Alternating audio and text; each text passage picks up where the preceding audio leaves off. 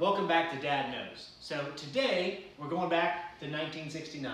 We're going to talk about one of the most momentous events in human history. That was the Apollo 11 moon landing, where we actually landed people on the surface of the moon. Pretty crazy. So a little background on that. On October 4th, 1957, the Soviets launched, Russians launched Sputnik 1 into space. And that was just an unmanned satellite, but that kicked off the space race between the United States of America and the Soviet Union. Kind of just back and forth. Who could be the first person to put a man in the moon? Who could be a man in space? Who could be the first person to orbit Earth? Who could be the first? And it just went, you know, and it was part of the Cold War as these two superpowers sort of jockeyed for who could do things the biggest, the best, and the furthest. So in 1961, JFK gave the famous quote of, before the decade is out, of landing, you know, the U.S. had this goal, before the decade is out, of landing a man on the moon and then bringing him back safely. Why did he pick this huge goal of the moon?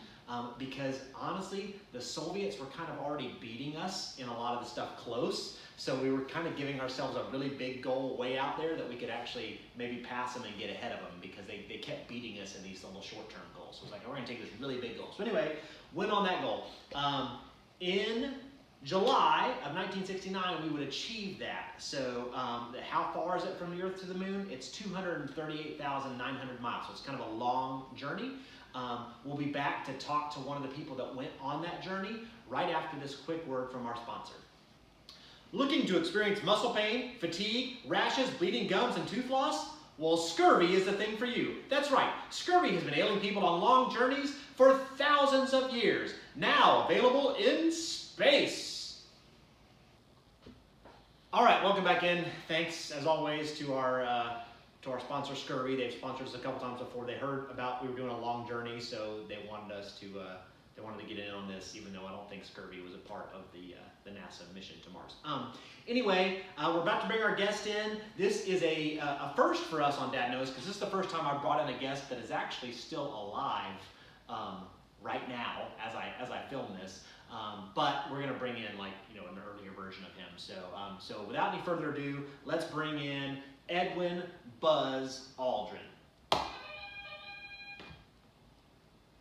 To infinity and beyond! Oh, wrong Buzz. Buzz Aldrin? Yes, sir. Okay, awesome. All right, we got the right Buzz now. All right, let's get this guy out of the way. All right, thank you so much for coming in and joining us. So, wanted to talk about your trip to the moon. You did go to the moon, is that correct? Yes. Yes, you went to the moon. Okay, so you flew on the Apollo 11 mission, right? And y'all took off on like a Saturn V rocket with a lunar landing craft and all this other stuff, right? It looked just like this is an actual real mock-up? No. No, it didn't look like, okay. We got to talk to our people at Creative Presentation Simulations and work on that. So anyway, all right, so not like that, but a spaceship. Okay, so you flew to the moon. Were you by yourself? No. We had Michael Collins and Neil Armstrong. Neil Armstrong. So Neil Armstrong, I've heard of him a lot. He's pretty famous guy. He was the first guy, like, actually to step on the moon, right? Yeah. Yeah? Okay, but you did some other firsts on the moon? Yeah, like I was the first man to pee his pants on the moon. You were the first, tell me, so you peed your pants on the moon? Yes. Yes. Embarrassingly. I did. But that's after, but Neil didn't, or Neil did it after you maybe or something? Yeah. Yeah, that's hysterical. Okay, so the first guy to pee his pants on the moon. So he walked on the moon first, but you peed your pants first. That's fantastic.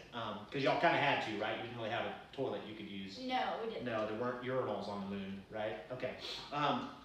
Okay, so y'all, you flew there to the moon, took off. It took you several days to get there, and then you landed on July 20th, 1969. And it was about 6 hours before you went outside on July 21st. So y'all were there 6 hours kind of getting ready to go. I had read that you actually did something kind of special when you first landed while you were waiting to go outside. What was that? We did a Bible study and read some Bible verses when we took communion. You took communion because you were an elder in the Presbyterian church, right? Yes, so you took communion. So that's interesting.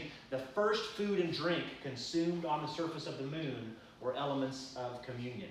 that's pretty cool. I'd heard that, but I wanted to hear it from you. That's pretty neat. So then y'all went outside, and like I said, Neil went outside first, right? So and he climbed down, and you came out about 20 minutes later, peed your pants at some point, right? And then you had to go. You gotta go, right? Yeah. Yeah. And so then what did y'all do? Y'all put up the flag?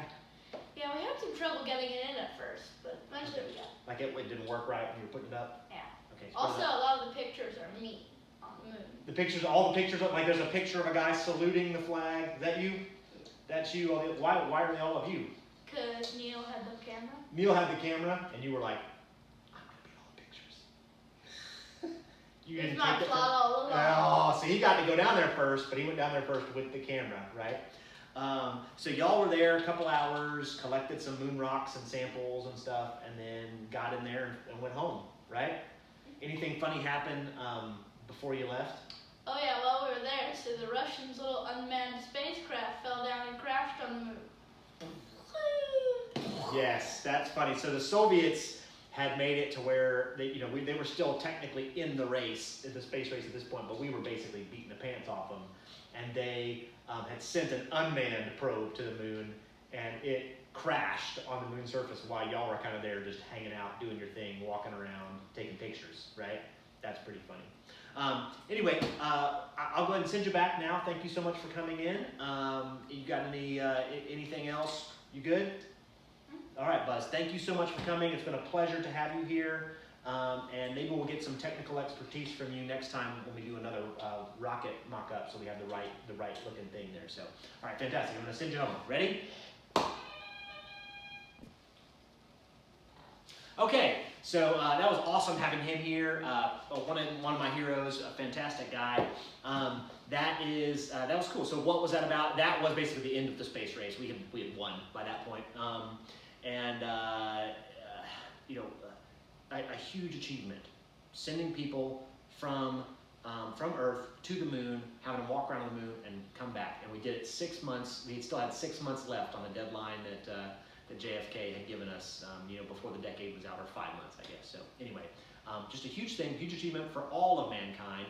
Neil uttered those famous first words, "One small step for man, one giant leap for mankind." Just a really massive achievement for people in general. Yes, did the United States do it, but people in general accomplished it. So anyway, thank you so much for your time. I hope you've enjoyed this quick video. If you like it, share it with people or subscribe to our channel. If you don't, well, there's nothing I can do for you. But thanks for watching Dad Knows. Thank you so much.